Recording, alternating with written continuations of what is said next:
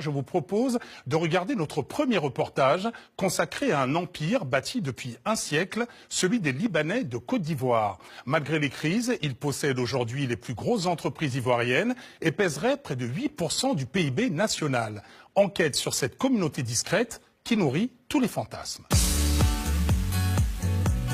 Cocotier à perte de vue, plage de sable fin, eau à 25 degrés. Bienvenue à Assini, au bord de l'océan Atlantique. À 80 km d'Abidjan, c'est la station balnéaire la plus prisée de Côte d'Ivoire. Parmi ceux qui fréquentent l'endroit, la communauté libanaise de Côte d'Ivoire. C'est lequel des bateaux? C'est par là. Il est prêt? Ouais, il est prêt. On y va? Allez. Nader Fakri et Yaya Ezzedine passent très souvent leur week-end ici pour décompresser. Et la plupart des Libanais en fait, qui ont un chalet au niveau d'Assini Mafia, ils arrivent d'Abidjan, c'est 1 heure de route, ils garent leur voiture de l'autre côté, ils traversent avec leur bateau et ensuite ils viennent à leur chalet.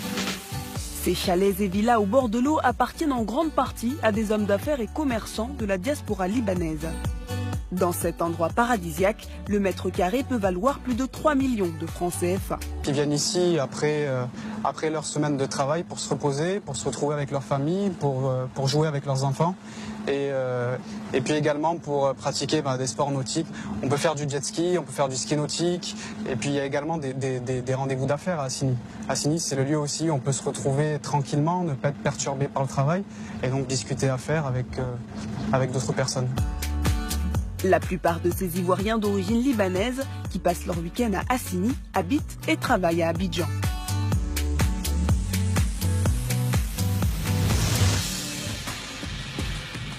Il serait en tout 80 000 installés en Côte d'Ivoire. Une grande partie de la communauté libanaise possède la nationalité ivoirienne. Une communauté incontournable pour l'économie du pays. Elle pèserait 8% du PIB. Immobilier, industrie, transport, grande distribution, la diaspora a investi dans tous les secteurs de l'économie. Parmi les sociétés détenues par la diaspora libanaise, Plastica. La marque fait partie des 3 plus grosses entreprises de production de plastique en Côte d'Ivoire. L'homme à la tête de la société, c'est lui, Abbas Badreddine. Il fournit le marché ivoirien, mais aussi toute la sous-région. Nous sommes dans notre entrepôt de stockage de produits finis. On a une superficie environ sur 2 niveaux, comme vous le voyez. Ici, on a un stock environ de 3 mois. On est tout le temps en pleine production pour alimenter ce stock. Et de ce stock repart à travers toute l'Afrique de l'Ouest. En tout, Plastica emploie plus de 1000 salariés. Emballage plastique, mobilier de jardin, ici la fabrication est automatisée. Grâce notamment à cette ligne de production dernier cri qu'il vient d'acquérir. Là, effectivement, comme vous le constatez, ils sont à la phase de fixation de la machine. Donc là, ils arrêtent chaque machine et ils essayent de fixer au sol et boulonner l'emplacement de la machine. L'homme d'affaires a investi dans ces machines plus de 3 milliards de francs CFA. Il compte vite rentabiliser l'investissement en produisant plus de 100 000 sacs par jour. Le but de cet investissement, c'est de diversifier nos activités. Donc là, on diversifie nos activités, on a plus d'accès à plus de clients et créer des emplois et être parmi les top 5 de la Côte d'Ivoire. Grâce à l'ouverture de cette nouvelle usine, le PDG de Plastica compte atteindre 20% de croissance et embaucher 300 personnes. Nous retrouvons le patron de Plastica chez lui. Abbas Badreddine est né sur le sol ivoirien. Il représente une nouvelle génération d'hommes d'affaires qui se posent en rempart contre les vieilles pratiques au sein de la communauté libanaise. L'idée est venue de révolutionner un peu ce que nos parents faisaient. Parce que tous les gens de ma génération aujourd'hui qui sont nés ici, qui ont grandi ici, qui ont récupéré les entreprises de leurs parents, c'est pareil. Ils sont dans une logique de changement. Donc aujourd'hui, le Libanais en Côte d'Ivoire, malheureusement, il est très mal vu. Parce que le Libanais, c'est tout le temps, dès qu'on dit Libanais, on parle corruption, fraude. Mais là, je pense avec notre génération à nous, l'image changera très bientôt. Abbas Badreddine en est conscient, la diaspora libanaise en Côte d'Ivoire jouit d'une mauvaise image. Alors pour la changer, il a décidé de miser sur les bonnes pratiques dans son entreprise. Une nécessité pour ce chef d'entreprise qui se dit très attaché à la Côte d'Ivoire. Dans le quartier de Marcouri à Abidjan, Abbas Badreddine retrouve un ami qui, comme lui, est né et a grandi ici. Le docteur Mohamed Lakis est une personnalité bien connue dans le quartier. Ouais, les jeunes, on dit quoi? Papa Lakis. Papa Lakis. Ça va? On dit quoi? Ça va? Ouais, ça va. Merci. Ça va les jeunes? Ça va les jeunes? Ce quartier d'Abidjan est surnommé le Petit Beyrouth, car c'est le fief de la communauté libanaise de Côte d'Ivoire. Il existe en Côte d'Ivoire des Libanais de plusieurs générations. Moi, par exemple, mon grand-père est arrivé en Côte d'Ivoire en 1940. Ma mère est née ici. Là, on est à Marcouri résidentiel, dans le fief des Libanais. C'est une rue où il y a beaucoup de commerces de Libanais. On a tous les magasins, on a des coiffeurs, on a des restaurateurs, on a des restaurants. Salut, ça va? Ça va, ma belle? On a des supermarchés, on a un peu de tout. On se croirait ici à Beyrouth. Un petit Beyrouth où l'on trouve des produits typiques du Liban. Comme dans ce magasin où le docteur Mohamed Lakis et son ami Abbas Badreddine ont leurs habitudes. Donc là, on a tout ce qu'il faut comme produit qui rentre dans la culture libanaise. Vous allez en trouver ici. On a tout ce qui est fruit qui vient du Liban. Donc on a de tout. On a du kaki, on a du raisin du Liban, on a du citron du Liban, on a des petits pois, il y en a tout. Si une partie de la communauté libanaise est installée en Côte d'Ivoire depuis plusieurs générations, l'autre est arrivée plus récemment. C'est le cas de l'homme d'affaires Abdoul Hussein Beydoun, PDG du groupe Yechi. Arrivé du Liban à l'âge de 16 ans, il avait commencé tout petit dans un garage de réparation de vélos et de motos. Aujourd'hui, c'est l'un des hommes les plus puissants de Côte d'Ivoire. C'est comme tout le monde, hein, commencé tout petit, dans un commerce tout simple, dans un quartier commercial et populaire qui s'appelle Adjamel. Parti de rien, le groupe Yechi, c'est aujourd'hui l'une des plus grosses entreprises de Côte d'Ivoire. En 2017, il a réalisé un chiffre d'affaires de plus de 300 milliards de francs CFA. Composé de 10 sociétés, le groupe est présent dans le négoce, la distribution, mais son fleuron, c'est surtout la Sotralci, une usine de transformation de l'acier et de l'aluminium. Symbole de ces hommes d'affaires libanais qui ont fait fortune sur le sol ivoirien, Beydoun se définit comme un homme fidèle de la Côte d'Ivoire, même en période de tempête.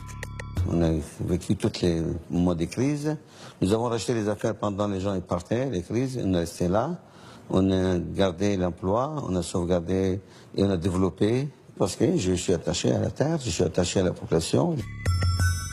Rester fidèle à la Côte d'Ivoire, une devise qui a fait la force et la réussite de Beydoun. Son groupe a connu un développement fulgurant les 20 dernières années. Et l'homme continue d'investir en Côte d'Ivoire. Il veut faire de la Sotralci le leader du marché dans le pays. Pour le directeur de l'usine, le pari d'Abdoul Hussein Beydoun est en passe d'être gagné. Nous sommes le deuxième acteur sur le marché actuellement, mais le fait d'avoir investi dans des machines de dernier cri, de très haute technologie, nous permettent de plus en plus de nous positionner comme étant un challenger du producteur historique, et nous sommes en train de gagner de plus en plus de parts de marché. Grâce à ce nouvel investissement, Sotralci, actuellement deuxième, compte détrôner le leader du marché. L'usine fabrique entre 500 et 1000 tubes par heure. Des sociétés dirigées par la diaspora libanaise, il y en a aujourd'hui plus de 3000 en Côte d'Ivoire. Et depuis 2010, ces patrons ont même créé une institution pour les représenter, la Chambre des commerces et d'industrie libanaise. Elle fédère 250 grands groupes qui appartiennent tous à la communauté libanaise. Joseph Khoury est le patron de l'établissement. Pour lui, l'objectif est clair, il faut défendre les intérêts de ses membres. Depuis 1970, nous sommes à la base de l'industrie de la Côte d'Ivoire. Donc il fallait créer cette chambre parce qu'il n'y avait pas une structure qui représentait ces opérateurs économiques libanaises. Nous avons trouvé que la chambre de commerce était la structure la mieux adaptée pour représenter ces opérateurs économiques libanais, pour défendre leurs intérêts. Le bureau de la chambre de commerce se réunit régulièrement. Objectif, passer à la loupe chaque nouvelle loi concernant les entreprises. Chaque fois qu'il y a des textes nouveaux ou importants qui rentrent je dirais, qui demandent à être appliquées. On regarde, on fait un peu le point avec d'abord à la source en récupérant les informations de nos adhérents, et puis on s'est réunis pour essayer d'harmoniser avant de rencontrer les autorités, que ce soit au ministère du Commerce, de l'Industrie, de la Douane, etc. Un réseau pour assurer la défense de ses intérêts. Voilà ce qui fait la force de la diaspora libanaise. Et la Chambre de commerce fait tout pour le cultiver. Aujourd'hui, dans la salle des fêtes de l'Hôtel Ivoire, c'est musique et danse libanaise. La soirée de gala est organisée par la Chambre de commerce libanaise. Les convives, des grands patrons de Côte d'Ivoire, mais aussi des Libanais installés dans d'autres pays d'Afrique. Ce dîner d'affaires, c'est l'occasion idéale pour mieux se connaître. Aujourd'hui, si je sais que par exemple tel ou tel compatriote est dans tel pays et qu'il peut m'avoir des marchés, c'est très important. Donc ça fait évoluer, ça fait élargir mon entreprise à moi. Je viens de faire la connaissance des Libanais qui vivent en Afrique du Sud, qui sont très intéressés avec nos produits, qui ont l'intention de prendre en gros pour aller vendre chez eux. Selon la Chambre de commerce et d'industrie, la communauté libanaise en Côte d'Ivoire génère 150 000 emplois dans le pays. Un acteur économique uni qui est devenu incontournable pour les autorités ivoiriennes. Toujours selon la Chambre de commerce, la communauté libanaise représente près de 15% des recettes fiscales de l'État. Roland Portela, on vient de voir l'exemple de cette communauté libanaise basée en Côte d'Ivoire. On aurait pu faire la même incursion dans d'autres pays où elle est tout aussi présente. Oui, je pense que c'est à féliciter d'avoir une communauté comme cela qui est très active et surtout qui crée des emplois. Et il faudrait que maintenant regarder le long terme, parce que la communauté libanaise existe au Sénégal, en Côte d'Ivoire depuis un siècle. Maintenant, il faut qu'elle s'organise aussi en fonction des défis actuels de l'Afrique, qui est de construire une industrialisation pérenne, d'être fort dans l'économie numérique, etc. Et surtout, il faudrait qu'il y ait un partage un peu plus équitable. Il faudrait créer des écosystèmes qui travaillent aussi avec des entrepreneurs africains, d'origine africaine, avec des entrepreneurs ivoiriens pour créer les filières de demain. Mais justement, c'est cela l'enjeu aujourd'hui, à mon sens. Plutôt que chacun reste dans les diverses communautés, il faut maintenant qu'il y ait une conjonction de toutes les forces pour pouvoir aller de l'avant. Alors justement, on l'a vu, cette communauté libanaise, elle est très puissante. Qu'est-ce qui fait aujourd'hui son succès? Quelle est la clé de son succès? La clé du succès, d'abord, est culturelle. Je pense que ce qui fait la clé de son succès, c'est la solidarité. Et c'est ce qu'on appelle une solidarité constructive. C'est pas seulement une solidarité pour manger, comme on le dit de manière un peu vulgaire, c'est pour créer des emplois, c'est pour créer des unités de production, et c'est cela dont on a besoin en Afrique aujourd'hui. Donc ils sont solidaires, et ils sont pragmatiques, et ils ont aussi une vision, mais maintenant il faut que cette vision s'incorpore aussi à la vision générale d'un État en Afrique. Mais est-ce que les économies africaines doivent permettre à des investisseurs venus de l'étranger de s'installer durablement? Ah oui, mais c'est ce qu'il faut. Parce qu'on ne veut pas d'investisseurs étrangers qui viennent faire du nomadisme. Parce qu'on ne peut pas construire des États, des économies pérennes avec des investisseurs qui viendraient faire des investissements de manière ponctuelle, etc. Donc aujourd'hui, c'est la pérennisation des entreprises qu'il faudrait sur le long terme et des investisseurs qui apportent des capitaux, qui apportent des savoir-faire en termes de capital humain, en termes d'innovation technologique. C'est tout cela qu'il faut organiser aujourd'hui. Mais est-ce que le risque, ce n'est pas que le continent se fasse tout simplement dépouiller? Là, en fait, maintenant, d'où la nécessité d'avoir des politiques publiques.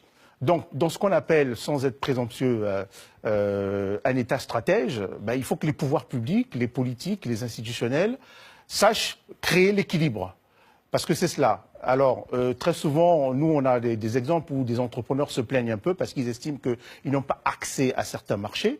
Donc là, c'est à l'État de jouer son rôle justement de régulateur, que ce soit dans les télécoms, dans le numérique, dans l'agro-industrie, etc.